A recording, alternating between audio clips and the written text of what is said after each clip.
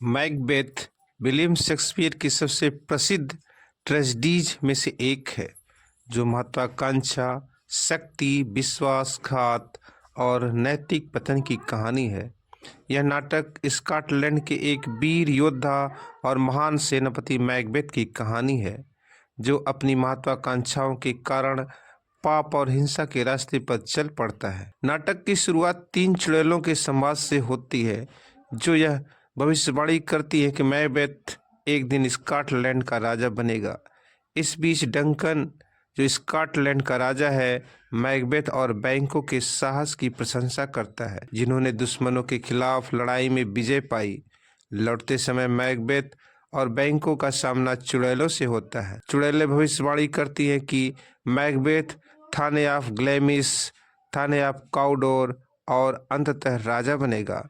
साथ ही वह यह भी कहती हैं कि बैंकों के वंशज राजा बनेंगे, लेकिन बैंकों स्वयं राजा नहीं बनेगा। मैकबेथ को जल्द ही काउडोर की उपाधि मिलती है, जिससे वह चुड़ैलों की बातों पर यकीन करने लगता है।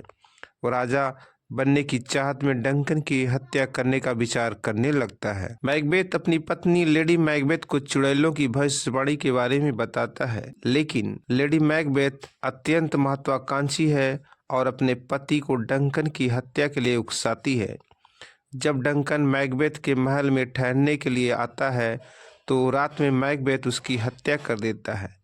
इस पाप के बाद वह भयभीत और अस्थिर हो जाता है, लेकिन लेडी मैकबेथ उसे शांत करती है। सुबह जब डंकन की हत्या का पता चलता है, तो डंकन के बेटों मैल्कम और डोनाल्ड बेन पर शक किया जाता है और वे देश छोड़कर भाग जाते हैं।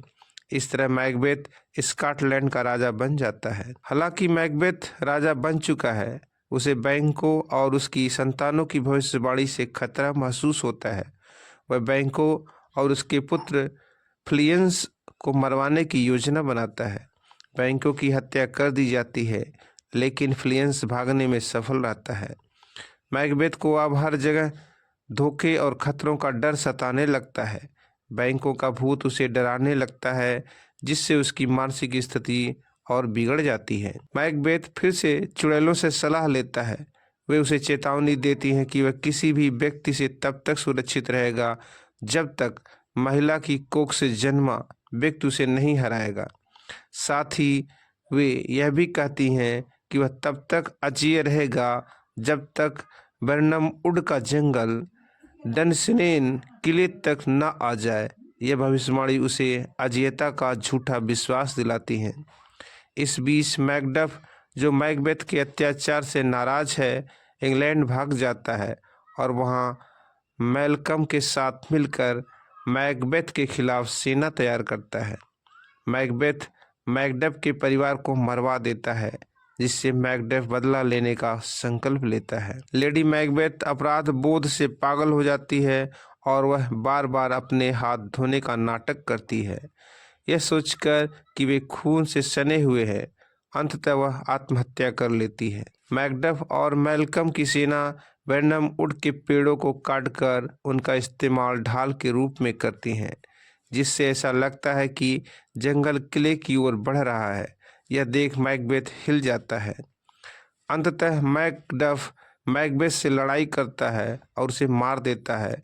मैकडफ यह खुलासा करता है कि वह महिला की कोख से नहीं, बल्कि शल्यक्रिया के माध्यम से जन्मा है, जिससे चुड़ैलों की भविष्यवाणी सच साबित होती है।